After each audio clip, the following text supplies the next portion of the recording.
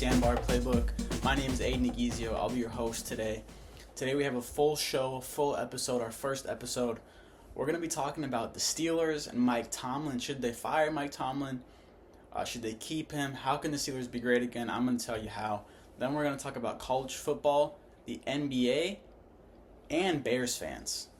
Alright, so let's get right into it. Starting off with the Steelers. There's been a lot of talk about should the Steelers get rid of Mike Tomlin? Is he a great coach? Is he overrated? They haven't lived up to the Steelers' name these past few years. But the problem is not Mike Tomlin. You're going to find out what the problem is. I'm going to take you into the Steelers family tree, the family picture. I'm going to show you the Steelers household, and you're going to find out what the Steelers problem is. So here's the Steelers household right here. As you can see, we have, a nice home. This is not going to be me talking bad about the Steelers, saying the Steelers have it bad, the Steelers are a bad team, Mike Tomlin has it bad. The Steelers are in a good situation. They've had a good team, right? They haven't had a losing season in a long time, but they're not great, and that's what you're going to see. So you see they're in a nice, we're in a gated community here. This is a nice place. Wow, look around. Oh, everybody's got nice cars. We got a pool in the backyard. Oh, wow, that's awesome, It's a great little place. All right, good for you, Mr. Steeler. Good for you. So there's Mr. Steeler right there, as you can see. Mr. Steeler, he can afford nice clothes. Like I said, Mr. Steeler, he's got nice stuff. He doesn't have a bad life. But here is Mr. Steeler's lovely wife. Now, who is Mr. Steeler's wife? Well, that is Mike Tomlin. Mike Tomlin is the lovely wife of Mr. Steeler. And now Mr. Steeler, he is the front office and the owner of the Steelers. Now, Mr. Steeler and his lovely wife, they've been together for a long time. And they've been through, honestly, they haven't really been through bad. They've been through great and good. It's been a long time since the great, though. Right? So, the Steelers, they won a Super Bowl with Mike Tomlin. And since then, they've never had that high again, right? Just like how Mr. Steeler and his wife, when they first were together, Mr. Steeler and his wife, they're making a lot of money, those two. They were partying it up. They were living in a big city. Oh my goodness, they had the time of their lives. And then they started getting a little, nothing to worry about, but a couple financial hardships, a couple bad investments by Mr. Steeler, a couple bad draft picks by the Steelers. And, Mike Tomlin has been a loyal wife. Mike Tomlin's been there all the way, right? Hasn't made any complaints. Hasn't been a bad wife. Mike Tomlin has been there. She's been great. So now the Steelers, they said, Mr. Steeler goes, I got my Mike Tomlin. We had the high, we won a Super Bowl. Let's go settle down, right? Let's settle down. I want to get out of the city. I just want to have a good team. I don't want to worry. I want to settle down. So this is how we get here to the gated community. Nice house. We got a pool in the backyard, right? Like I said, Mr. Steeler, he's got a nice tie on. He's got a nice dress shirt on, right? He can afford good things. So they settled down the last couple years. And Mr. Steeler, instead of trying to make some more investments, maybe starting a new business, Mr. Steeler says, all right, my past investments didn't really work. I just want to live it up, right? Let me relax for a little bit. And he goes out, and Mr. Steeler, he buys a couple of used jet skis. And not the worst investment, right? They're already used. We know what they are. We know what they're going to be. Right? They can't be too bad, but obviously they're not going to have more value than when you bought them for, right? So he gets a couple of used jet skis, Russell Wilson and Justin Fields, and they have some fun. Steelers have some fun. But Mr. Steeler, if you didn't give up that money or those picks to get those players, what if you would have put it in a good investment? Right? What if you would have had a young quarterback, younger than Fields, that hasn't been proven yet, and he went great? So it's just a thought, Mr. Steeler, right? Just a thought. But let's keep going so we can figure out Mr. Steeler's problem. So then, after Mr. Steeler, his couple jet skis, he doesn't like him anymore, gets rid of his jet skis. He says, you know what? My kids, right? The kids are the fans. My kids, they're not... They said, we used to live in the big city, and what's going on? So he says, all right, let me make the kids happy. Let's take the kids to Universal Studios. Mr. Steeler, oh, he says, this is the idea. They're going to love it. The kids are going to be ecstatic. The kids are going to be so happy we're going to Universal Studios. We're going to go get Aaron Rodgers. Oh my goodness, we're going to sell so many jerseys. We're going to have a great time over the summer at Universal. We're going to have Aaron Rodgers. Everybody's going to love it. It's going to be awesome. Well, it's not. Because, it's going to be great for that week that you're at Universal. It's going to be great for that first couple months you got Aaron Rodgers. He's going to make some flashy plays. Everyone's going to have Rodgers' name on the back of their jerseys. But after the first couple months, what? No, it's nothing. That Universal trip is going to be gone. The kids, they enjoyed it, but they said, when are we going to move back to the city, right? When are we going to move back to the big city? When are we going to do all those nice things that we used to do, Mr. Steeler? When are we going to do all those nice things again, Dad? I don't want to go to Universal every year. I want to be like the Chiefs over there, Dad. Look, they made a good investment. My friends across the street, Mr. Chief, he got Patrick Mahomes, and look what they now. Now they have 20 mansions, Mr. Steeler. Can we be like them instead of going to Universal? Instead of getting Aaron Rodgers? So, can you see the problem with the Steelers so far? Right? Maybe you haven't seen it yet. So, Mr. Steeler, he still hasn't seen his problem. But then the media, his friends, they start telling him, oh, Mr. Steeler, remember when? Remember we used to party? Remember we used to have fun, Mr. Steeler? You know who's stopping you? It's your lovely wife. It's Mike Tomlin. That's what the media is saying. Should Mike Tomlin be fired? Should he not be fired? Mike Tomlin. That's all you see. If you see any news about the Steelers, it's either Rodgers or Tomlin. That's all you see. And I'm here to say, Mike Tomlin's not the problem. She's been at home. She's been a stay-at-home mom for you, Mr. Steeler. She's been cooking for you every day. She's been taking care of your kids. She's been the best part of your house, Mr. Steeler. Don't get rid of your lovely wife. You know who the problem is, Mr. Steeler? You. Because you, Mr. Steeler, don't want to take any risks. And you just want to go on your jet skis and your Universal Orlando vacations. And guess what? You have a good life. Hey, it's not a problem. Like I said, you don't have a bad life. You do whatever you want. But I'm here to inspire you. I'm putting you on the hot seat, right? I'm putting the Steelers on the hot seat. They're going on the hot seat. I want to see the Steelers make some moves. If they don't have... Take that back. There's no moves, plural. They need to do one thing, and that is trade up for a quarterback in the next draft. First round, early first round, you need to trade up for a quarterback.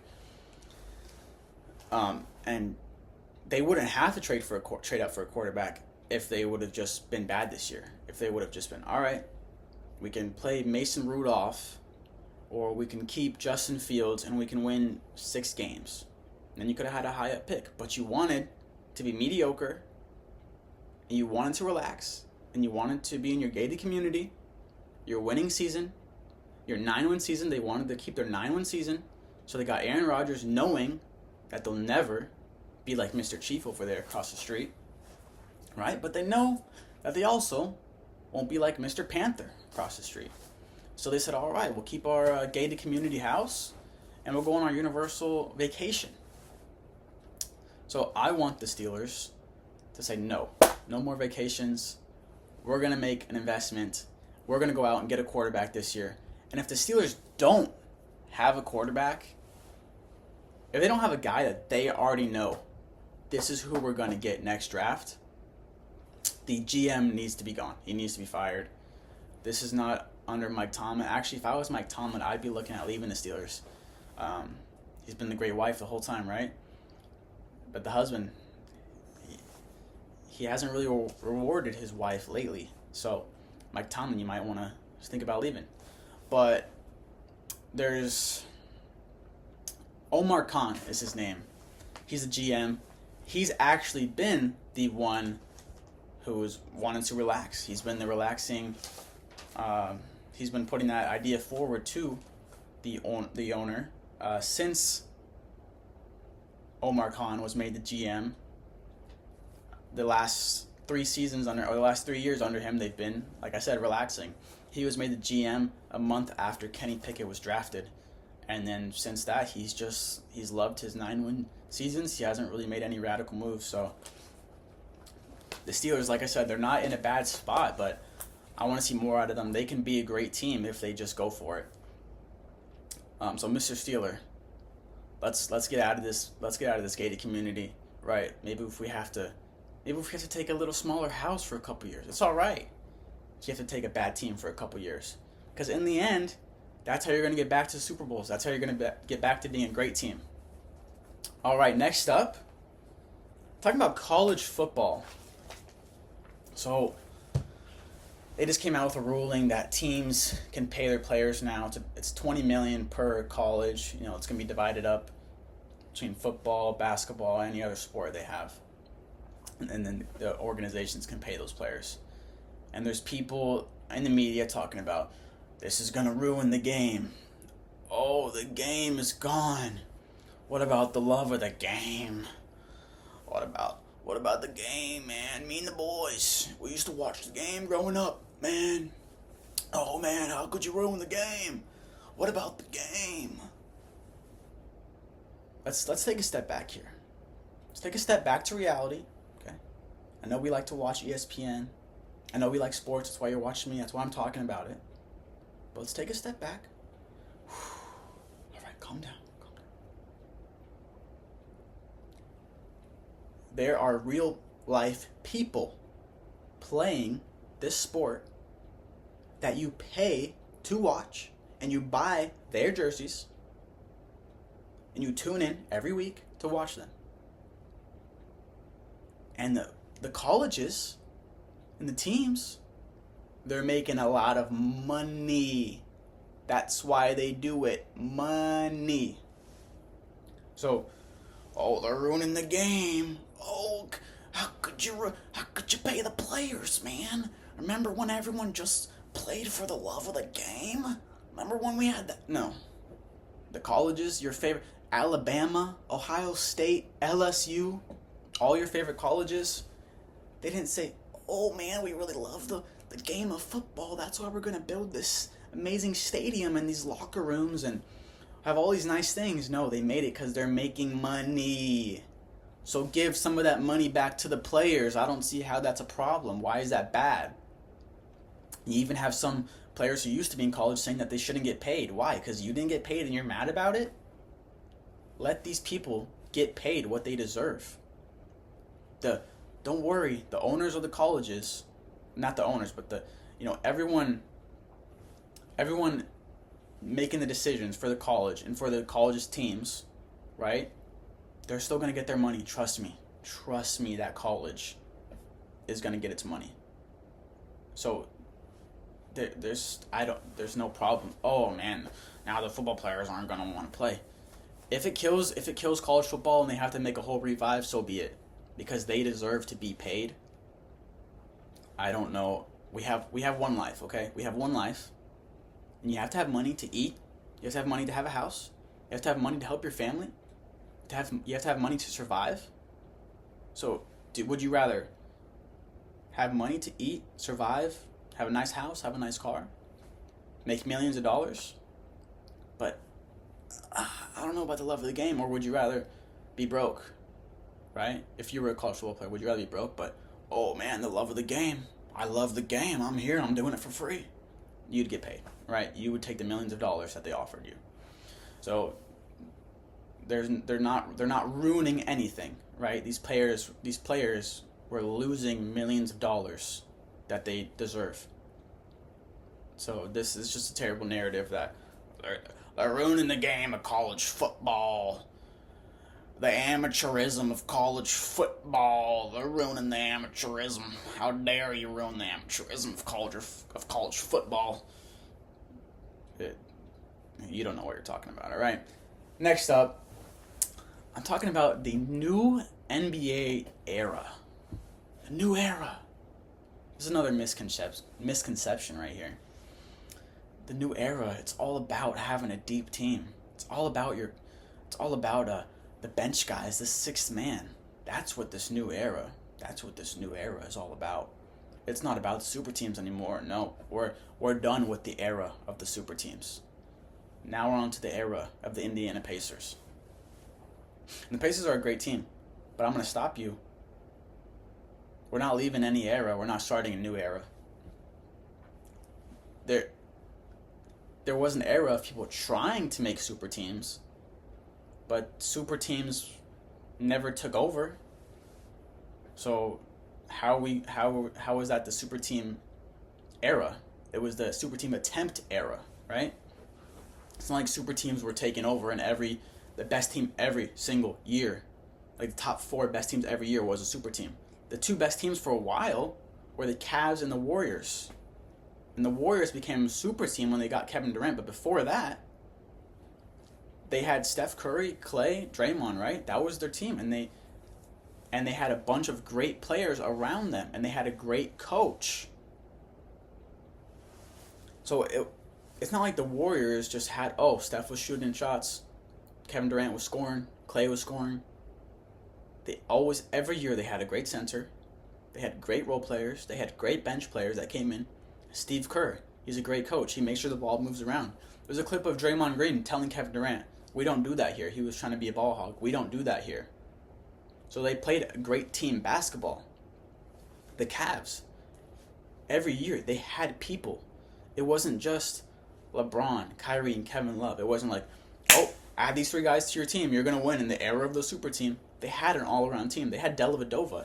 Everyone's talking about this new era. TJ McConnell. Guys like TJ McConnell. You really need TJ McConnell in this new era. TJ McConnell was a knockoff Dellavedova. Dellavedova was fighting all game. This man was in the hospital. He was drinking so much coffee every day just to be ready for the next game. Right? He was exhausted. He was worn out. And then they had J.R. Smith. They had Shumpert, guys who could shoot. Later, the Cavs had Korver. They always had a good center. Then you have the Spurs. They always had a bunch of good role players. All these teams, even the Heat, they always had good role players. Chalmers, Ray Allen. They always had people to fill out the team, finish the team, complete the team. There was never this, if you have 2 stars, if you have 3 stars, you're set. That's not how it was. There's no new era. If the Cavs played this year, the 2016 Cavs, they would kill everybody. If the 2017 Warriors played this year, they would kill everybody. We almost saw the Warriors go far in the playoffs, but then Curry got injured. Right? And then there's a misconception where you say, this team is a super team because they're more famous, right? Like, the Pacers this year, they don't really have any superstars. They're just a great team all around. Well, maybe we just haven't respected them enough. Halliburton's better than we thought. Siakam's better than we thought. Rick Carlisle's obviously a lot better than we thought as a coach. So it comes back to just having great players all around and having a great coach. And if you have extra great players like LeBron, Kyrie, Kevin Love, Steph Curry, Kevin Durant, Tim Duncan, then it just makes you even better. So we've seen the teams try to just have superstars and not have the role players, like the Nets with Harden and Durant, and it didn't work.